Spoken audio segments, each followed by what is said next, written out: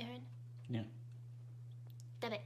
Hey guys, how are you doing today? I hope that you are doing fantastic. It's Friday, which I am super stoked about. I need this weekend, guys. Like, my group and I, we worked 36 plus hours Monday through Wednesday, and I am just exhausted. Pretty much just exhausted.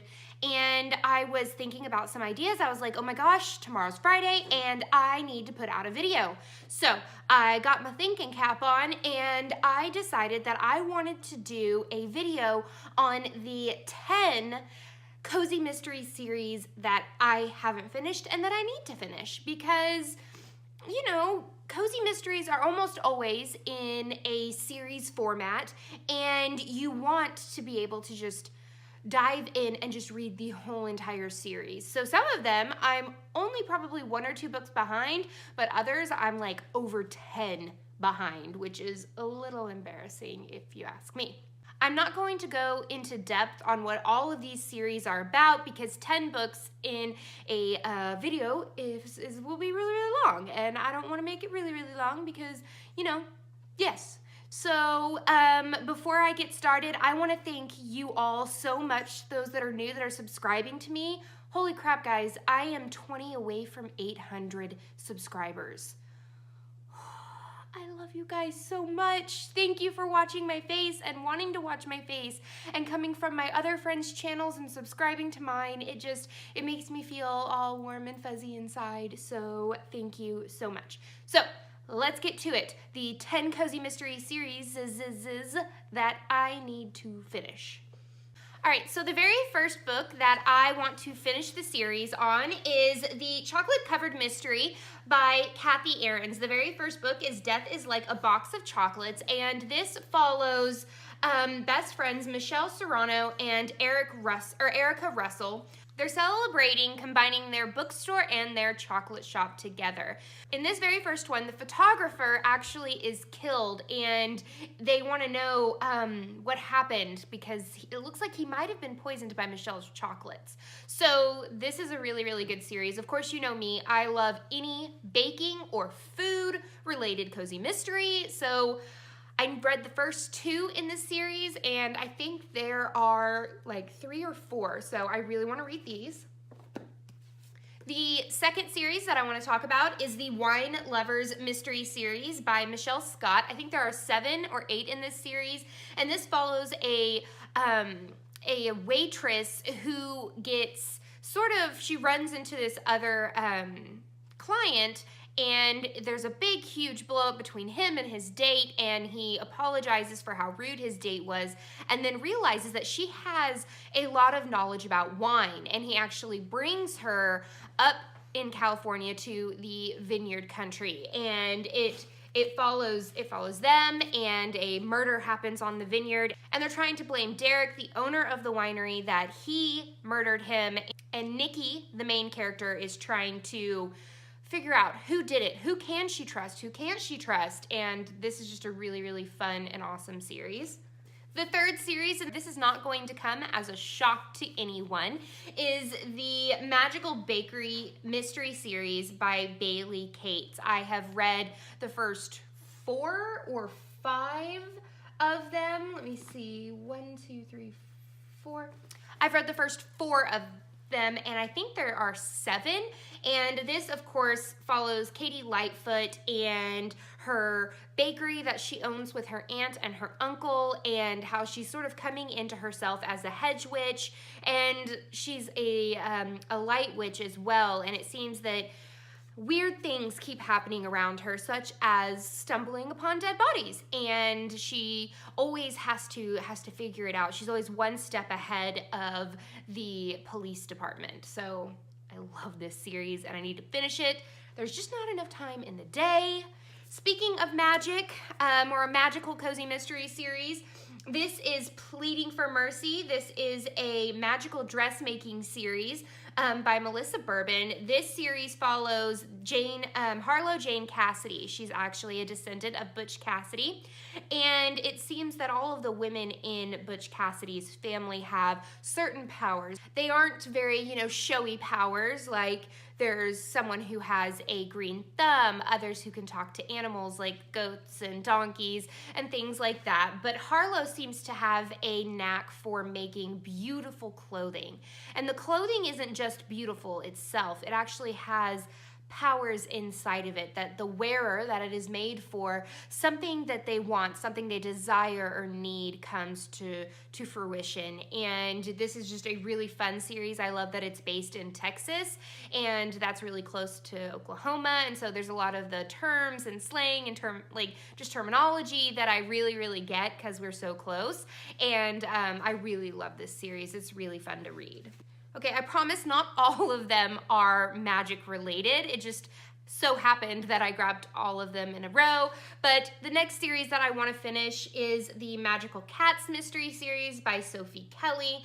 This is, of course, one of my absolute favorite series. I love Hercules and I love Owen. These are the magical cats. One can become invisible, another can go through walls, and they help their owner, Kathleen Paulson, who is a librarian in the small city, or in the small town, figure out the whodunits of what's going on. And I really love this series. I think I'm only 2 books behind because she just came out with a brand new one, and it's in hardback, and I can't get it in hardback because the other ones aren't in hardback. Do you have that problem where, like, you want the newest book, but you don't want to get it on e-reader because you have all of the other ones in paperback, but then you don't want to get the hardback because it doesn't match? First world problems, book problems, hashtags, all the hashtags, yeah. Haha, not another magic one, but one that I love, and it is also a sewing one. This is the Southern Sewing Circle series by Elizabeth Lynn Casey. I think I am at least 2 or 3 books behind on this, but I love this series. The dynamics between the Southern sewing ladies, they start from, elderly in their 80s all the way to young in their early 20s, and they're just a hodgepodge mix of all of these amazing women who are taking care of each other, bringing each other up, and I really love it. It follows Tori Sinclair. She is a librarian in Sweet Briar, South Carolina, and she is moving from a bad breakup, and she's starting over into her own house and everything like that. And they invite her into the Southern Sewing Circle, and they become sort of amateur sleuths trying to figure out the whodunits. And I'm super excited to finish this series. The next series is another one of my absolute loves. I can't live without it. I can't start a morning without it, and that is coffee. And this is the Coffee House Mystery Series by Cleo Coyle. I love this series. It follows Claire Causey, and she is running a coffee house in New York, and she's just an amazing woman. Like, she's going out of her way to take care of her ex-mother-in-law's coffee shop because she knows that that's where her heart is. If you love coffee and you love to know the different flavors and depths and like all of this different stuff about it, she is just beautifully well written. I love that they have recipes in the back, like the Village Blends caramel chocolate latte, or Claire's foolproof homemade caramel chocolate syrup.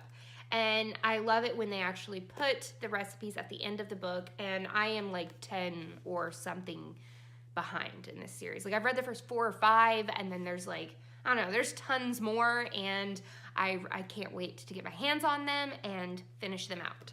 The next series I have is the Booktown Mystery Series. This is Bookmarked for Death, and it's by Lorna Barrett.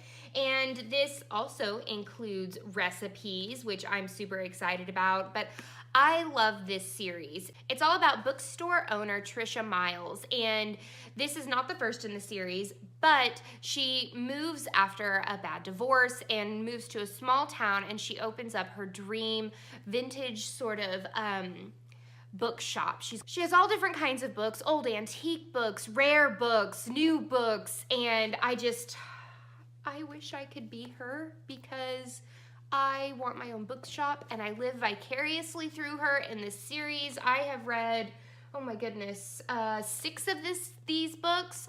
I think there's way more than 6. I mean, I think I'm like 4 or 5 behind, and I really want to know what's going on with her and her sister and just, you know, the book town. I want to know.